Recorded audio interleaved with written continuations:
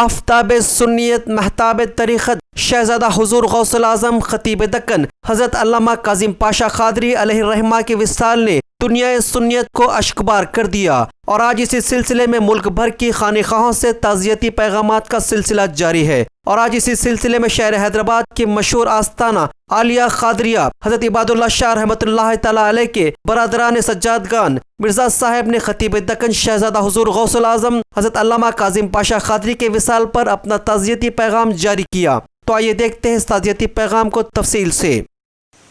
السلام علیکم ورحمۃ اللہ وبرکاتہ۔ آج 15 اگست 2020 بروز ہفتہ یہ جو میں آپ کو خبر دینے جا رہا ہوں، یہ جو میں بات بتانے جا رہا ہوں، بہت ہی انتہائی افسوس کے ساتھ اور ایک غم کے ساتھ یہ بات میں آپ کو بتانے جا رہا ہوں۔ حضرت علامہ مولانا کاظم پاشا قادری الموسوی الجیلانی صاحب اس دنیا فانی سے رخصت ہو چکے ہیں۔ آپ کا نماز جنازہ 15 اگست 2020 بروز ہفتے کو آستانہ حضرت موسیٰ قادری رحمۃ اللہ تعالی علیہ میں پڑھایا گیا اور تدفین بھی وہیں پہ ہوئی آپ کی، جس میں میں شامل تھا۔ اور حضرت قبلہ کے انتقال سے سارے مسلمانوں میں ایک غم اور ایک افسوس جاری ہو گیا ہے۔ ہر ایک مسلمان کے دلوں پہ، وہ مسلمان جو سنیت سے محبت رکھتا تھا، وہ مسلمان جو رسول اللہ صلی اللہ علیہ وسلم سے محبت رکھتا تھا، جو اہل بیت سے، پنجتن پاک سے، غوث و خواجہ اولیاء کرام سے جو محبت رکھتا تھا، ان تمام کے دلوں پہ ایک غم کی لہر دوڑ رہی ہے۔ اور آج حضرت قبلہ کاظم پاشا قادری الموسوی الجیلانی صاحب نے یہ بتا دیا ہے کہ الحمدللہ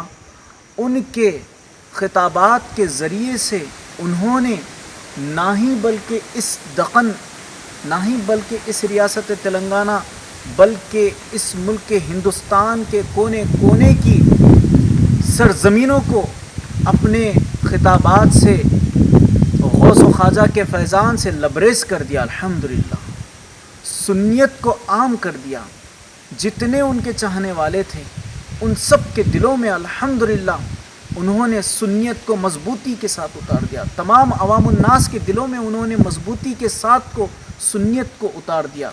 اور جتنے بھٹکے ہوئے تھے ان کو سیدھے راستے پہ چلا دیا اپنی خطابات کے ذریعے۔ الحمدللہ ان کی جو محنتیں تھیں، جو کاوشیں تھیں، جو کوششیں تھیں، الحمدللہ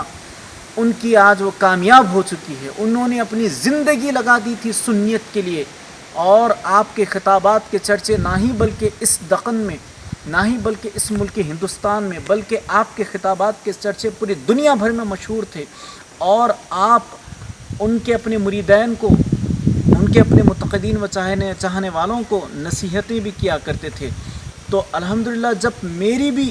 آپ سے ملاقات ہوتی تھی، حضرت قبلہ سے، کاظم پاشا صاحب سے جب میری بھی ملاقات کسی بھی پروگراموں میں یہاں وہاں جب ہوا کرتی تھی، تو آپ نے مجھے بھی کچھ خاص باتیں بتائی تھی الحمدللہ،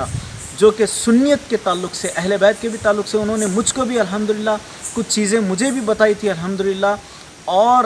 میں یہ دعا کرتا ہوں ہم تمام مشائقین کے ہی دلوں پہ نہیں، بلکہ جتنے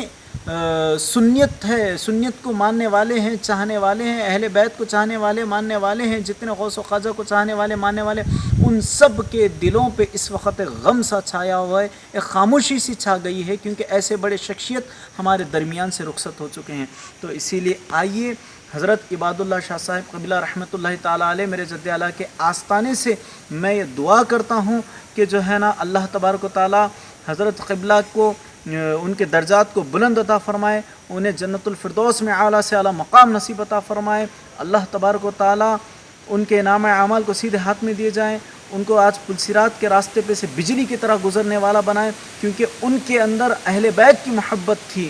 غوث و خواجہ کی محبت تھی، وہ گھرانہ اہل بیت ہے، وہ گھرانہ غوث اعظم ہے، شہزادے غوث اعظم ہے، اسی لیے اللہ تبارک و تعالیٰ ان کے درجات کو بلند فرمائے، ان کے درجات کو بلند فرمائے، اللہ تبارک و تعالیٰ ان کی مغفرت فرمائے، اللہ تبارک و تعالیٰ ہم تمام امت مسلمہ کی بھی آخرت میں مغفرت فرمائے، اور خصوصاً بالخصوص ان کے جتنے گھر والے ہیں، ان کے جتنے بچیاں بچے ہیں، ان کے جتنے چاہنے والے مریدین متقدین ہیں، ان کے جتنے خاندان والے رشتہ دار ہیں، جتنے بھی ان کے چاہنے والے، ان تمام کو اللہ تبارک و تعالیٰ صبر جمیل عطا فرمائے، صبر جمیل عطا فرمائے، آمین یا رب محمد، آمین یا رب۔